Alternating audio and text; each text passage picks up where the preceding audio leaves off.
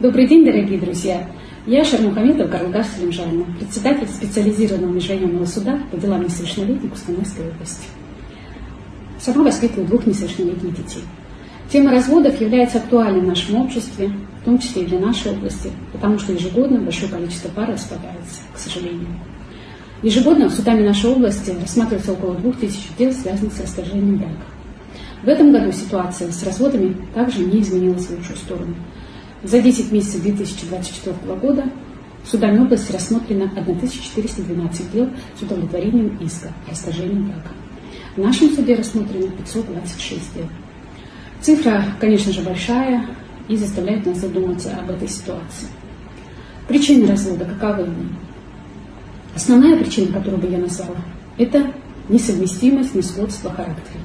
То есть, когда люди проживают несколько лет в браке и понимают, что не могут жить вместе из-за конфликтов семейных, споров семейных, нежелания услышать друг друга. Это вот основная проблема. Вторая проблема – это супружеская измена. Тоже немаловажный, такой фактор.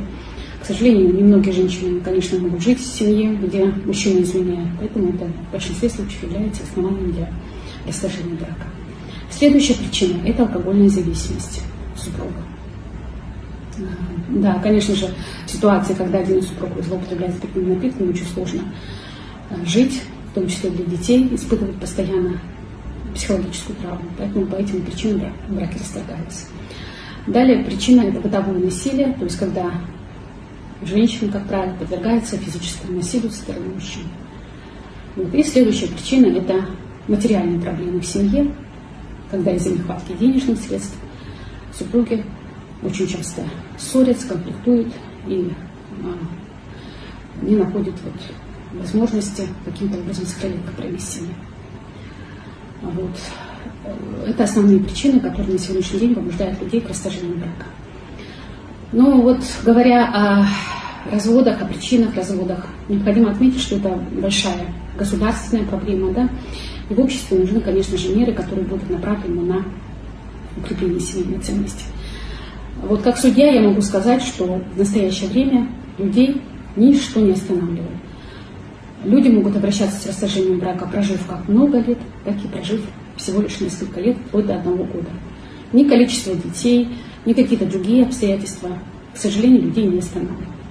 Это говорит о чем? Это говорит о том, что в нашем обществе постепенно снижается роль семьи в жизни человека. Семья перестает быть каким-то уникальным, ценным институтом, когда люди боялись расторгнуть брак, боялись потерять семью и так далее.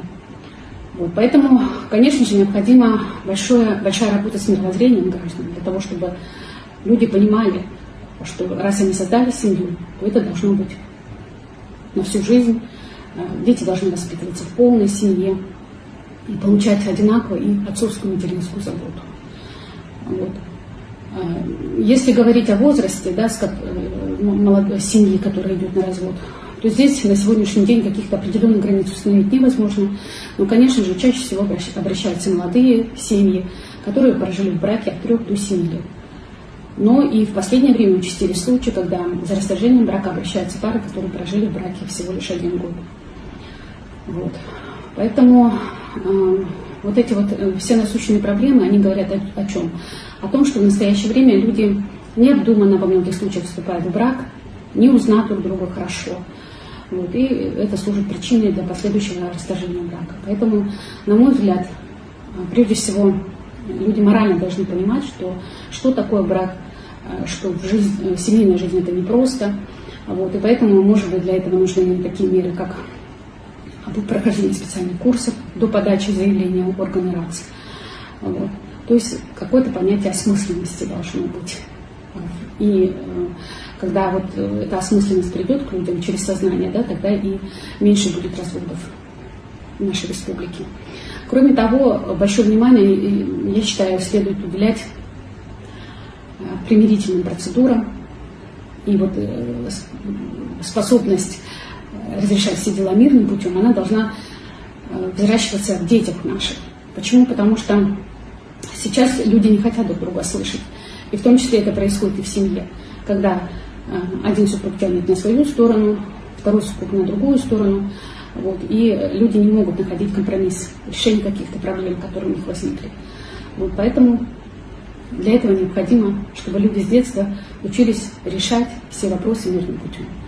Ну и, конечно же, хотелось бы, чтобы в нашем обществе люди больше обращались со своими проблемами к квалифицированным специалистам, к психологам, потому что если какая-то проблема в семье, то люди стремятся в одиночку решить эти проблемы, но во многих случаях требуется взгляд со стороны, требуется поддержка, помощь квалифицированного специалиста-психолога. Вот, на мой взгляд, все эти меры помогут оздоровить наше общество, укрепить семейные связи и сохранить браки. Спасибо за внимание.